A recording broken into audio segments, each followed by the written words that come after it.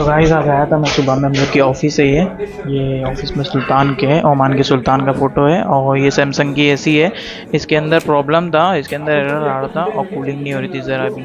तो इसको जाके पहले चेक कर रहे हैं आउटडोर पे, क्या सीन है क्या नहीं, क्यों एरर ऐसा आ रहा है, ब्लिंक हो रही है लाइट। ये देखता हूँ ऊपर जाके। फिलहाल तो ये ऑफिस के अंदर है, हम लोग अभी जाएंगे ऊपर। ऊपर जाके बताता हूँ क्या सीन है क्या नहीं, ठीक है। अभी ऊपर आए हम लोग, देखा के तो खाली फैन चल रहा है, कंप्रेसर चल ही नहीं रहा है इसका। मे बी कैपेसिटर वीक होगा या जो होगा, खोल के देखते हैं। फिलहाल जब तक के वो खोल रहा है, ये देखिए पूरा आउटडोर है यहाँ पे, इतने सारे सारे सैमसंग के हैं। सबके अंदर इंडोर आउटडोर में लिखा हुआ है कौन सा किसका है क्या है। तो कैपेसिटर इसका निकाले हम लोग ने, पूरा एकदम वो हो गया है, एकदम बंद हो गया है वो, ठीक है एकदम फूल गया बंद होके। अब ये नहीं, दूसरा हम लोगों ने डाला, हम लोग के पास जो था ये पुराना वाला है, ठीक है। अब देखते हैं इसको चालू करके क्या है क्या नहीं। नीचे से बोलूँगा चालू करने के लिए।